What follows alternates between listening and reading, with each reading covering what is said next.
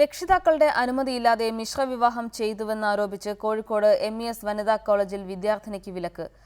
Nadakkavu MES കോളേജിലെ 1ാം വർഷ ബിരുദ വിദ്യാർത്ഥിനി മാവൂർ സ്വദേശി നീരജയോടാണ് ഇനി മുതൽ കോളേജിൽ വരേണ്ടെന്ന് അധികൃതർ പറഞ്ഞത്. ഒരാഴ്ച മുമ്പാണ് കൊയിലാണ്ടി നന്ദി സ്വദേശി മുഹമ്മദ് റമീസുമായി നടക്കാവ് MES വനിതാ കോളേജ് വിദ്യാർത്ഥിനി നീരജയുടെ വിവാഹം നടന്നത്. ഇരുവരും കോളേജിലെത്തി അവധിക്കാര്യം സംസാരിക്കാനായി പ്രിൻസിപ്പലിനെ കാണാൻ ശ്രമിച്ചപ്പോഴാണ് കോളേജിൽ പഠനം തുടരാൻ കഴിയില്ലെന്ന് അറിയിച്ചത്. വീട്ടുകാരുടെ സമ്മതമില്ലാതെ വിവാഹം ചെയ്തവർക്ക് കോളേജിൽ പഠിക്കാനാവില്ലെന്ന് വൈസ് പ്രിൻസിപ്പൽ അറിയിച്ചതായി നീരജ പറഞ്ഞു. ഞങ്ങൾ അവിടെ ഇരിക്കുകയായിരുന്നു. അപ്പം മിസ്സ് വന്ന് ഓഫീസ് റൂമിൽ കയറി. അപ്പോൾ വൈസ് പ്രിൻസിപ്പൽ വന്ന് പറഞ്ഞു, ഞങ്ങളോട് മിസ്സിന് കാണാൻ താല്പര്യമില്ല, നിങ്ങൾ അവർക്ക് ഇങ്ങനെ ഒരു കുട്ടീനെ അഡ്മിറ്റ് ചെയ്യാൻ കഴിയില്ല ഈ കോളേജിൽ, അതുകൊണ്ട് പോയിക്കോളാൻ പറഞ്ഞു.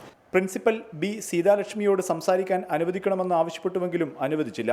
അതേസമയം വിദ്യാഭ്യാസം തുടരാനായി പോരാട്ടം നടത്താനാണ് നീരജയുടെ തീരുമാനം. ഇങ്ങനൊരു മാരേജ് ചെയ്തു എന്ന് വിചാരിച്ചിട്ട് അവർക്ക് അവിടെ അഡ്മിറ്റ് ചെയ്യാൻ കഴിയുന്നില്ല. നമ്മൾ പൈസ കൊടുത്തിട്ട് തന്നെയല്ലേ പഠിക്കുന്നത് അവിടെ. സർട്ടിഫിക്കറ്റുകൾ ആവശ്യപ്പെട്ടപ്പോൾ യൂണിവേഴ്സിറ്റിയിൽ പോയി വാങ്ങാൻ വൈസ് പ്രിൻസിപ്പൽ നിർദ്ദേശിച്ചതായും നീരജ പറഞ്ഞു.